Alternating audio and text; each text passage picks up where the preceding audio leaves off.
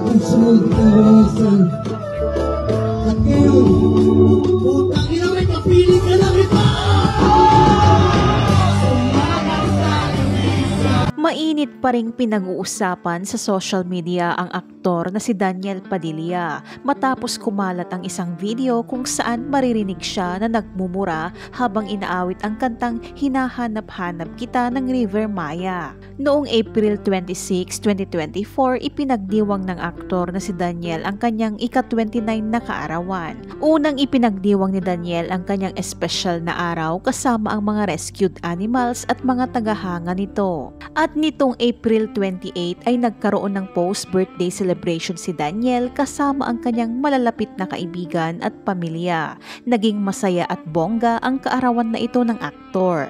May palibreng concert siya kung saan nakijamming siya sa kanyang mga tagahanga na naroon din sa Tanawan, Batangas. May fireworks display pa ang aktor sa kanyang mga tagahanga bilang hudyat ng pagtatapos ng kanyang pagdiriwang. Subalit naging usap-usapan nga ang malutong na pagmumura ng aktor habang inaawit ang kantang Hinahanap-hanap Kita.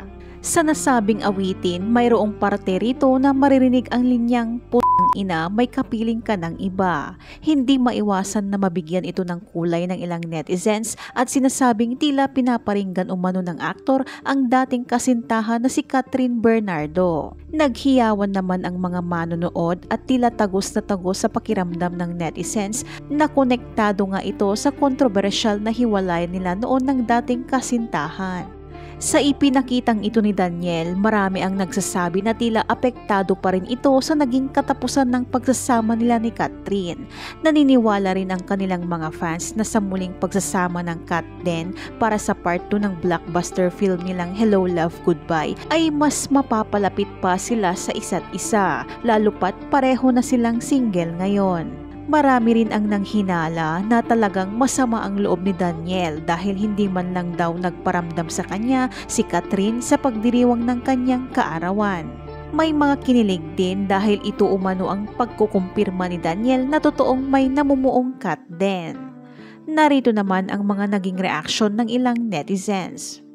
Sabi nung lalaking sinayang ang 11 years. Ayan ang mahirap gagawa kayo ng kasalanan, yung binalik na yung sakit mas matindi pa. Ha ha ha ha, sabi ng lalaki na may kapiling na iba habang may girlfriend siya. Sabi nga, nasa huli ang pagsisisi. Kung lagi ka na lang pinapatawa, di ng pagmamahal yon, naubos na siya. She just want to regain herself back and now she's happy again. Lokohin mo ba naman ng ilang beses mag-e-expect ka pa na mag-i-stay sa'yo yung tao? Ha ha ha, okay lang yon nung ikaw nga nung kayo pa, dami mong kapiling na iba.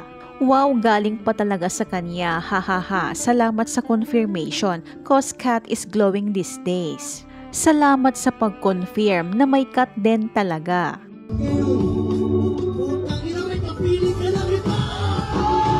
Ano naman ang masasabi mo dito? Ibahagi ang iyong komento.